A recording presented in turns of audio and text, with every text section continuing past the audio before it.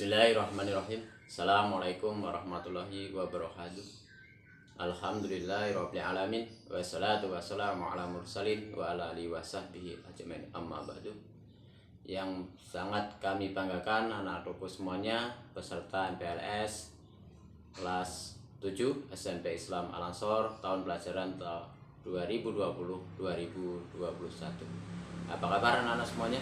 Semoga semuanya dalam keadaan sehat lahir dan batin. Kalian adalah generasi emas, kalian adalah generasi penerus bangsa. Bapak doakan mudah-mudahan keluarga, ibu bapak, orang tua kalian juga semuanya dalam keadaan sehat. Anak-anakku semuanya, yang pertama Bapak sampaikan, perkenalkan, nama Bapak Joko Sriamto. Pada hari ini akan menyampaikan materi MPLS mengenai cara belajar efektif dan tata tertib. Anak-anakku semuanya kelas 7 yang cakep, yang cantik, yang semua hari ini sudah berseragam kaos MPLS, yang semuanya hari ini siap menerima materi, tolong diperhatikan karena nanti di akhir materi ini akan ada kuis dari panitia dan hadiahnya nanti di akhir kegiatan MPLS akan dibagikan. Anak-anakku semuanya, yang pertama perlu Bapak sampaikan, kalian sudah menetapkan diri untuk belajar di tingkat menengah pertama adalah di SMP Islam Al-Ansor adalah pilihan yang tepat. Setelah kalian di tahun sebelumnya menempuh di SD atau MI yang telah kalian alami kurang lebih dalam kurun waktu 6 tahun. Seperti kita ketahui anak sekalian bahwa belajar itu adalah suatu proses. Dari belum tahu menjadi tahu, jadi dari belum bisa menjadi bisa. Dan sesuai dengan keyakinan kita sebagai muslim dan muslimat bahwa menuntut ilmu hukumnya wajib dari lahir sampai meninggal. Makanya kita harus terus belajar, semangat belajar sehingga dapat mencapai cita-cita kita di masa depan. Bapak di sini akan sampaikan 5 tip belajar efektif. Nah, efektif itu supaya nanti belajar kita bisa mengarah sesuai rel sehingga kita nanti tidak banyak menemukan kesulitan. Oke anak-anak, siap semuanya? Yang mau dicatat silahkan dicatat. Tip yang belajar pertama, kenali gaya belajarmu. Nah, gaya belajar ini adalah kecenderungan dalam cara kita belajar sehingga membuat atau kita dapat menilai, oh saya ini cenderungnya seperti apa. Yang pertama yaitu tipe audio. Nah, audio itu berarti mengandalkan indera pendengaran. Berarti kita banyak mendengar, atau dengan mendengar saja apa yang disampaikan oleh Bapak Ibu guru ataupun narasumber yang lain sudah masuk ke otak kita. Kemudian tipe yang kedua visual, yaitu mengandalkan indera penglihatan. Kita kalau hanya mendengar nggak cukup, harus melihat. Nah, yang ketiga adalah kinestetik. Kinestetik ini mengandalkan indera gerak. Jadi kita selain kalau hanya mendengar atau melihat kurang puas, jadi harus melakukan.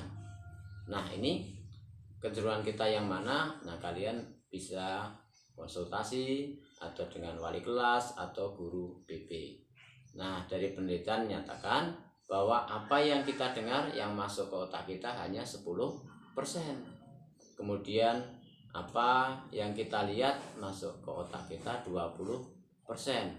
Nah, tapi kalau kita melihat, mendengar, melakukan itu bisa 50%. Tetapi ada persentase yang lebih besar lagi. Kalau kita mendengar, melihat, melakukan, mendiskusikan, mengamalkan, nah itu bisa 90% atau bahkan 100%. Nah, ini tip yang pertama. Kemudian yang kedua yaitu kita usahakan untuk bisa belajar 100%. Berarti semua indera yang kita miliki kita kerahkan, kita fungsikan, kita gunakan. Kita yang mendengar, kita yang melihat, kemudian kita juga mendiskusikan, kita mempraktekkan, dan yang terakhir kita ajarkan ke orang lain. Nah, mudah-mudahan dengan apa yang kita ketahui kita bisa ajarkan ke orang lain pada saat yang tepat, itu menjadi sedekah jariah atau menjadi amal jariah buat diri kita. Itu 2 tip. Kemudian tip yang ketiga anak sekalian, yaitu tetapkan tujuan belajar. Jadi tujuan belajar itu tidak hanya pada saat ujian saja, dengan cara mungkin kita belajar ngebut, tapi hari-hari sebelumnya kita tidak belajar. Karena kalau belajarnya pada saat ujian saja, sedangkan materinya banyak sekali, ya nanti akan kita terforsir tenaga kita, kemudian pikiran kita. Nah, akhirnya justru kita dalam ujian tidak siap, malah jatuh sakit ya. Biasanya Bapak Ibu guru nanti di awal pembelajaran akan menyampaikan tujuan pembelajaran ya. Misalkan di pelajaran matematika kelas 7. Nah, di awal Bapak Ibu guru menyampaikan, anak-anak, tujuan pembelajaran hari ini adalah operasi bilangan bulat misalkan. Nah, di situ berarti kita fokus bahwa yang harus kita kuasai pada hari itu, pada minggu itu adalah operasi bilangan bulat ya, penjumlahan, pengurangan, perkalian, pembagian. Lanjut yang keempat, yaitu pahami teknis belajar. Nah, ini tip yang keempat anak sekalian. Apalagi saat ini teknis pembelajaran pada saat pandemik COVID-19, Corona, PSBB saat ini banyak dilakukan dengan jarak jauh, atau ada yang bilang online, ada yang bilang daring ya. Daring itu dalam jaringan. Nah, ini jadi ada 2 tipe atau ada 2 teknis, jarak jauh dan tatap muka. Nah, kalau tatap muka seperti sebelum ada pandemik COVID-19, itu tatap muka. Nah, untuk jarak jauh ini apa yang harus disiapkan? Tentu sarana pendukung dan penguasaan terhadap ya aplikasi yang digunakan. Makanya nanti dalam pembelajaran Bapak Ibu guru tugasnya melalui WA bisa, melalui aplikasi Google Form bisa, atau melalui Zoom meeting bisa. Nah, jadi nanti yang harus dipahami oleh anak sekalian, pelajari teknisnya ya.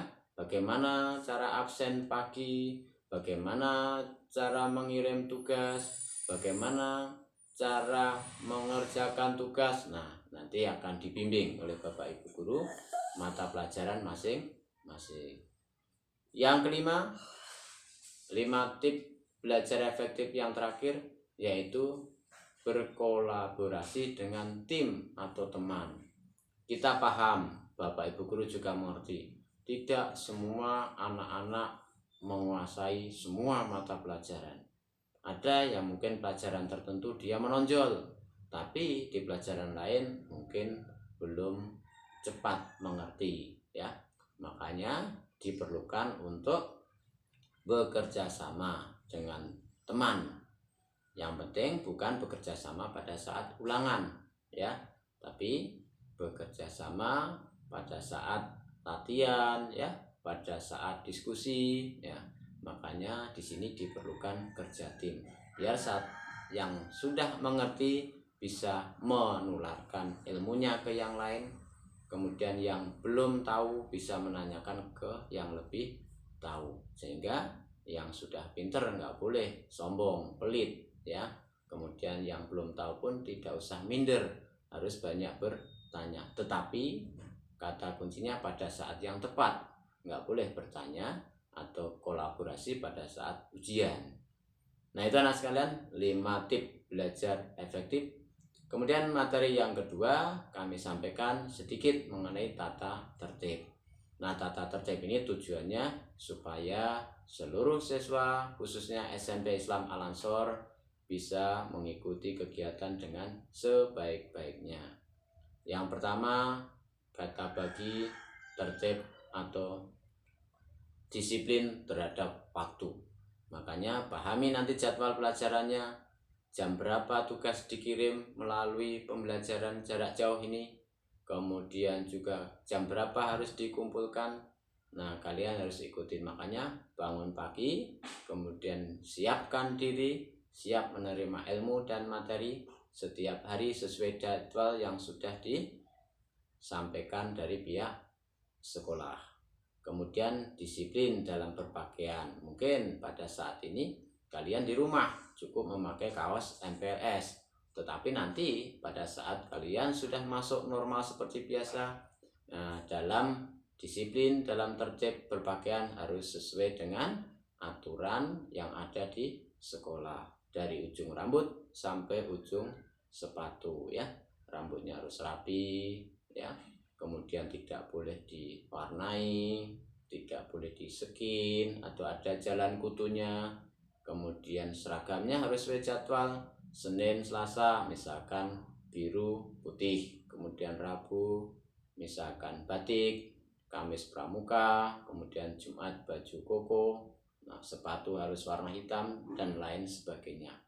Nah, itu 2 poin. Dan disiplin dalam bertutur kata. Nah, artinya dalam bersikap, dalam bertutur kata, dalam berucap harus menunjukkan sikap seorang pelajar ya, tidak boleh berkata dengan kotor. Terakhir, pesan Bapak, hati-hati dalam bermain HP, dalam arti gunakan untuk hal-hal positif. Jangan suka komen atau pasang status yang bisa membuat orang lain tersinggung atau yang bisa membuat fitnah.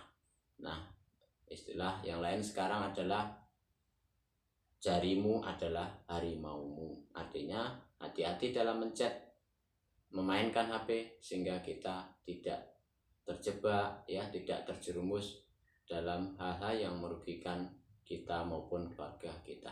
Tanah sekalian, materi yang Bapak bisa sampaikan pada hari ini, semoga kalian bisa memahami, bisa mengikuti, bisa melaksanakan.